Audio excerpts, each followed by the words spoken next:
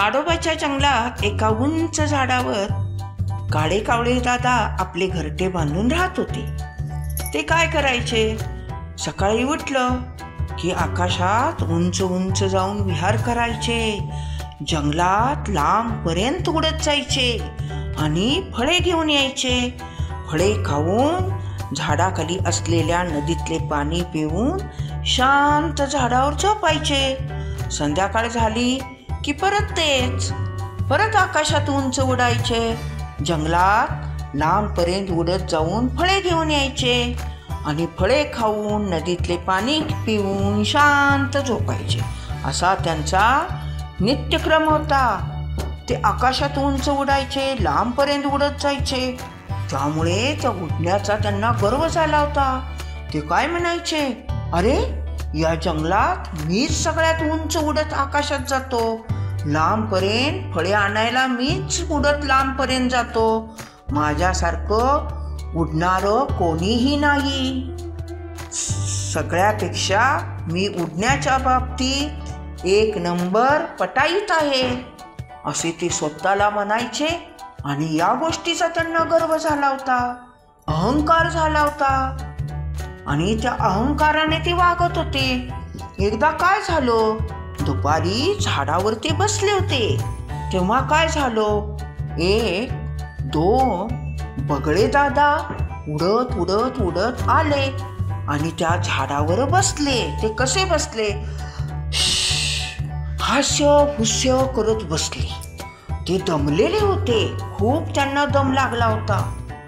मग कावळे दादा काय म्हणाले, अरे बगळे दादा, एवढा दम तुम्हाला कशाने लागला? ते भरारी आणि करारी बगळे दादा होते. ते काय म्हणाले, अरे कावळे दादा, आम्ही खूप लांबून उडत उडत आलो आहे, बरंच अंतर लांब होतं, त्यामुळे आम्हाला दम लागला, आम्हाला थोडं थांबू दे, विश्रांती घेऊ दे, मग सांगतो. अरे पण विश्रांती घ्यायला एवढ्या कुठून लांबून आला तुम्ही? अरे तुला काय सांगायचं? भरारी बगळे दादा म्हणाले, अरे आम्ही पश्चिम बंगालमधल्या सुंदरबन जंगलातनं आलो आहे, एवढ्या लांबून उडत उडत उडत वाटेत थांबलोही नाही कुठे, त्यामुळे आम्हाला दम लागणारच. अरे पण जंगल असे कसे लांब आहे सुंदरबनचे, एवढे कुठे लांब आहे? तुमच्यापेक्षाही मी जास्त लांबपर्यंत उडत जातो जंगलात फळे आणायला आणि आकाशात उंच उंच विहार करायलाही खूप लांब जातो, माझ्यासारखे उंच आणि लांब तुम्ही नाही उडवू शकत. अरे बाबा, भरारी बगळे दादा म्हणाले, तसे नाही रे, अरे दुसऱ्या राज्यातून आलो आहे आम्ही, अंतर ते खूप लांब आहे.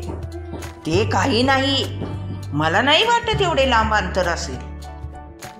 मग मला सांगा, चला मी येतो तुमच्या बरोबर उडत, माझ्यावर पैज लावा तुम्ही. मग करारी बगळे दादा काय म्हणाले, अरे कावळे दादा थांब जरा, मी लावतो तुझ्या बरोबर पैज, चल आपण दोघे उडत जाऊया, पण मी जिथेपर्यंत जाईल तिथेपर्यंत उडत जायचं. अरे ते काय, ते मला लगेच जमेल, चल, असे कावळे दादा म्हणाले. आणि मग करारी बगळे दादा आणि कावळे दादा उडत निघाले. उंच उंच उंच उडत उडत उडत उडत उडत बरेच अंतर लांब गेले. मग कावळे काका काय करायला लागले, आपले करामती दाखवायला लागले. कधी वेडे वाकडे व्हायचे, कधी या दिशेला जायचे, कधी उलटे फिरायचे, उलटे उडायचे, असे चालले होते. का तर मी किती उडण्यात पटाईत आहे हे दाखवत होते. पण करारी बगळे दादा तसे नाही, ते शांत उडत चालले होते. पुढे पुढे पुढे गेल्यावर काय झालं, खाली पाहिलं तर समुद्र दिसला निळ्या निळ्या पाण्यांचा. कावळे दादा घाबरले, कारण त्यांचे आता पंख दुखायला लागले होते, त्यांना चक्कर यायला लागली होती. खाली पाहिलं तर समुद्र, अरे देवा आता काय करायचे? वाटेत कुठेही झाड नाही, थांबायचे तर कुठं? त्यांना यायला लागली चक्कर. मग त्यांनी करारी बगळे दादांना सांगितलं, बगळे दादा थांबा, मला नाही उडायला जमणार, मला तुमच्या पाठीवर घ्या. बगळे दादा म्हणाले, ठीक आहे कावळे दादा, मी तुम्हाला पाठीवर घेतो. मग बगळे दादानी कावळे दादांना पाठीवर घेतलं. कावळे दादा काय म्हणाले, बगळे दादा आता पुढे नाही जायचे, चला आपल्या नदीच्या काठच्या झाडावर, इथं नको थांबायला. मग ठीक आहे, बगळे दादा परत उलटे फिरले आणि कावळे दादांना घेऊन परत ताडोबाच्या जंगलातल्या झाडावर आले. आणि तिथे भरारी बगळे दादा होते. भरारी बगळे दादा काय म्हणाले, अरे करारी, तुम्ही का लवकर आला? मग काळे कावळे काका म्हणाले, अरे भरारी बगळे दादा, करारी बगळे दादा, मला माफ करा, माझं चुकलं. मला गर्व झाला होता. जरा कुठे मी आकाशात उंच उडत जात होतो आणि जंगलात लांबपर्यंत फळे घेऊन येत होतो, तर मला वाटलं सगळ्यात उंच मीच उडतोय, उंच उडत मीच जातोय, याचा मला गर्व झाला होता. पण ते आता माझ्या गर्वाचे हरण झाले आहे. अरे तुम्ही किती लांबून आला उडत आणि हास्यविष्य तर करणार, तुम्हाला दम लागला. पण मी एवढेशा अंतर गेलो तर मला चक्कर आली. त्यामुळे तुम्ही दोघेही महान आहात, मला माफ करा. माझ्या उडण्याचा मी गर्व केला, मी असे परत वागणार नाही.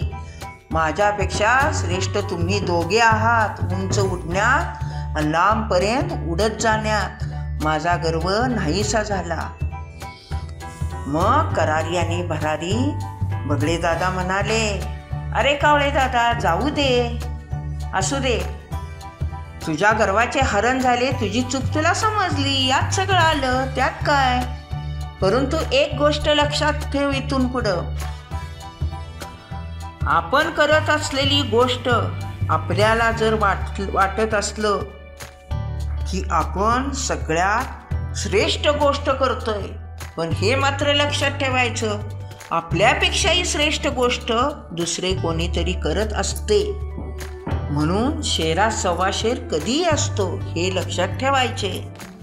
असे म्हणून तिघेजण झाडावर जाऊन परत फळे खात बसले. हा व्हिडिओ आवडला असेल तर आपल्या आजीच्या गोष्टी चॅनलला लाईक करा, शेअर करा आणि सबस्क्राईब करा.